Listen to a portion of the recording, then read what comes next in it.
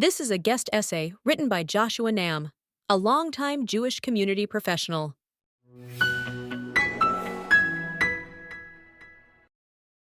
I almost never talk about my personal issues publicly.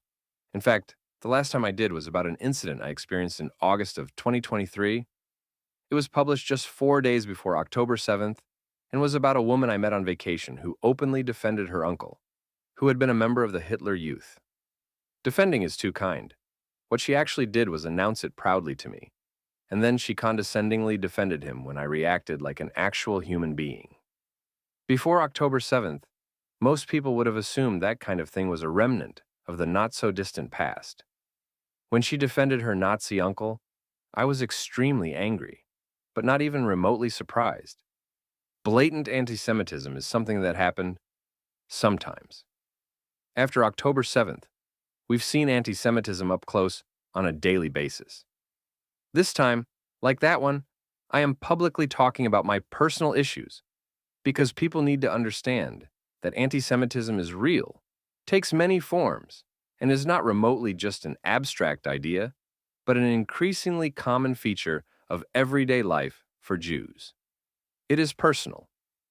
That was the case on a date I had in December. I am an American and my date was British. So, because small talk is always part of a first meeting, I expected the usual, "You guys think we all eat crumpets," followed by something like, "Well, you guys think we're all cowboys who surf and hang out with movie stars. You drink tea, we drink coffee. You drive on the left side, we drive on the right. You had an empire, we're the most powerful country in history," and so forth. It was actually a lot of that. Until it wasn't. There were some early hints. I mentioned that I like to make Israeli salad, and was met with what struck me at the time as an angry look.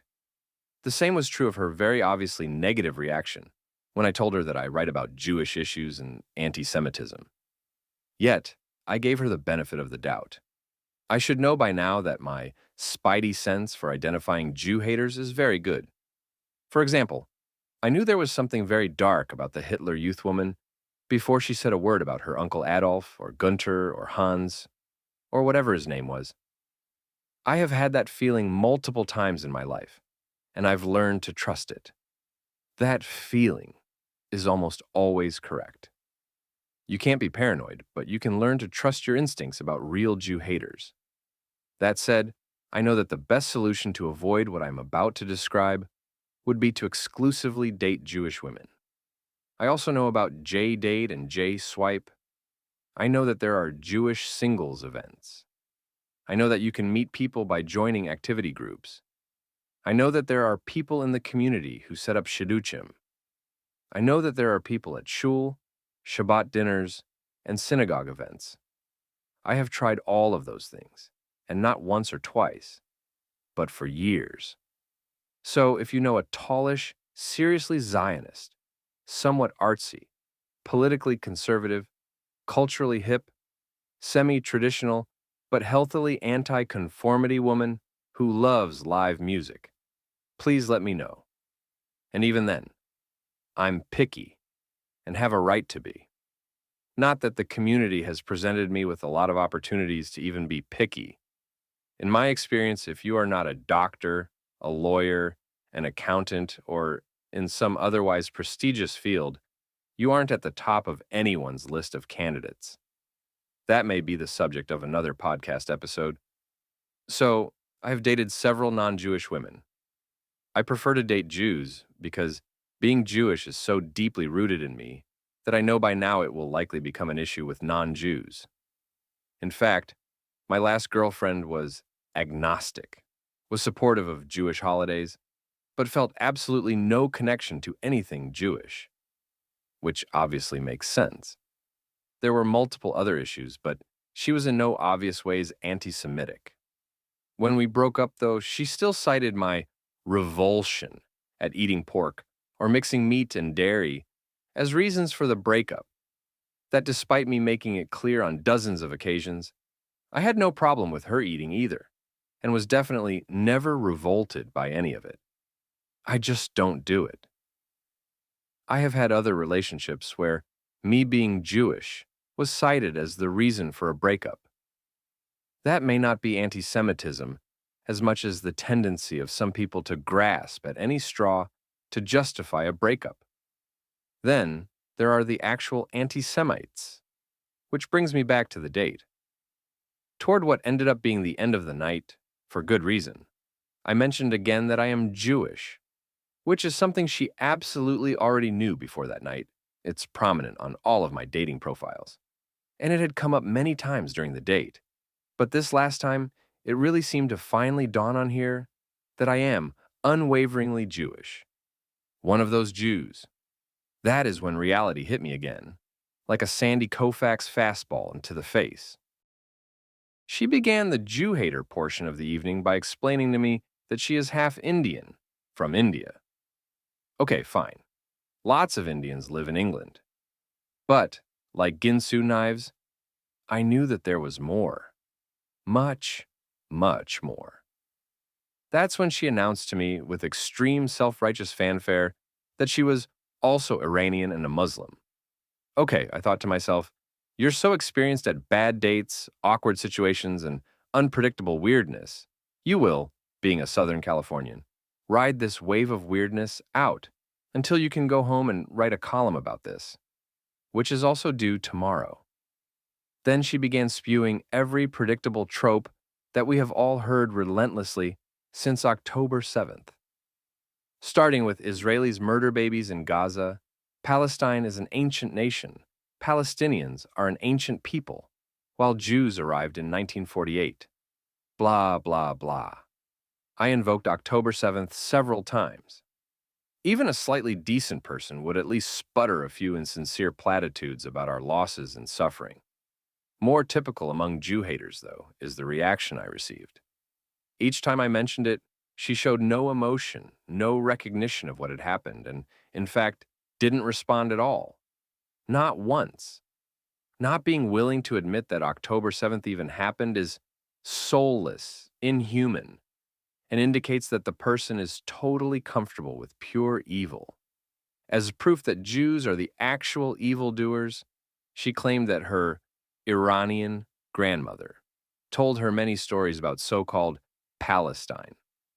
Of course, those stories were all about how a bunch of Europeans, with no connection at all to the land, came in and, quote-unquote, stole it from the poor, poor Arabs, who all meant well and were living in peace with everyone, including the Jews, who were inexplicably already there, until, cue ominous music, the Zionists showed up. At that point, I felt like I had idiotically stumbled into a date with Rashida Tlaib. God forbid. This was followed by her claim that Jews are never attacked in America or Europe, and that Muslims are most commonly victims of hate crimes. Me being me, I cited the latest FBI statistics, which demonstrate the opposite. She only sneered. That was met with the challenge of, are you saying that my grandmother was lying? I pointed out that her grandmother was Persian, was not an Arab, not Palestinian, and had no first-hand knowledge of any of this. She asked again. I replied succinctly, yes, I am accusing your grandmother of being a liar. Liars lie. It's ironic in these situations, the implication is always that we only defend Israel because we're Jewish, not because we live this every day. It's our homeland, and therefore know what we are talking about, and so are in possession of the facts. We react emotionally, while the anti-Semites are the rational experts, not only on Israel, but on Judaism itself. Meanwhile, some woman in Iran, living most of her life under the Shah, is presented as an authority on Israeli history. When that didn't work, her go-to authority became, wait for it, the BBC. Apparently, she saw a BBC documentary, yes, one documentary, which bestowed a level of expertise on her that everyone else can only dream of. The unceasingly anti-Jewish, anti-Israel, anti-Western BBC. All this while insisting that I need to be educated. This from a woman who then proceeded to read a Wikipedia entry to me from her phone. Wikipedia! From her phone, in front of me. So, not the most intelligent camel in the herd. But seriously, what other minority would be lectured in this way? Then came a comment that I get semi-regularly from these people. If this is so important to you, Why don't you go there and fight for the Israelis? The backwards logic of, you aren't in Israel fighting, so you must be wrong about anything you say about Israel. Coming from a supposed actress in California with no direct ties to the Arab world is insane, yet typical. It is the dual loyalty trope, and she was going to cite every cliche her little hate-addled mind could think of. She repeatedly returned to, Israel doesn't need to bomb innocent people. So, I cited the historically low civilian to combatant kill rate that the IDF risked Jewish lives to achieve. She clearly had never heard that, or most of anything I said that night, before, and she clearly just believed that it was some kind of Jewish propaganda. I kept telling her to check everything I said on her own, because she likes research so much. But not on Wikipedia, the BBC, or most other mainstream sources.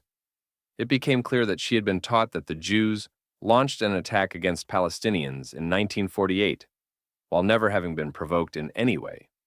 She claimed to not believe that Israel was attacked by Syria, Egypt, Lebanon, Jordan, and Iraq that year, which explains why she got even more unhinged when I tried to explain that Arabs never referred to themselves as Palestinians until recently.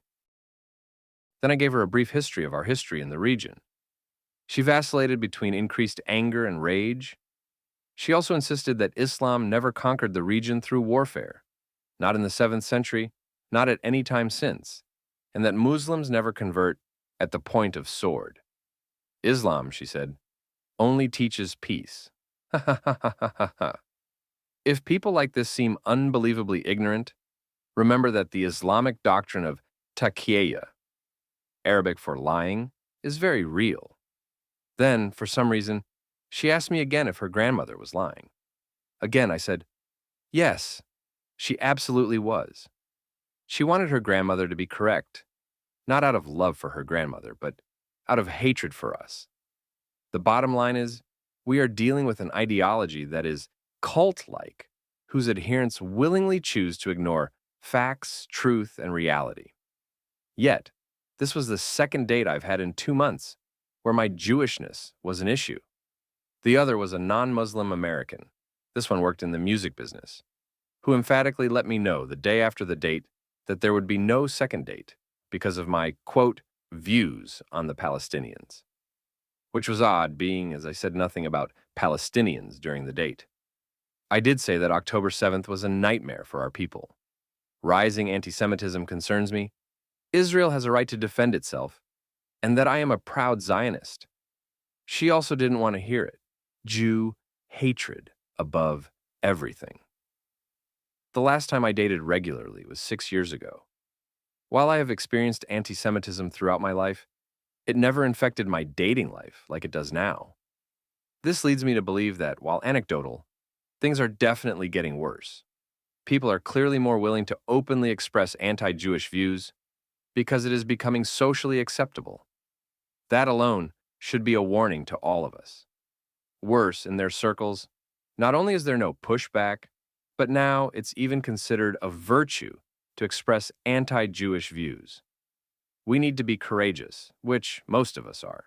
But we also need to be aware that we are Jews, and the world will never let us forget it.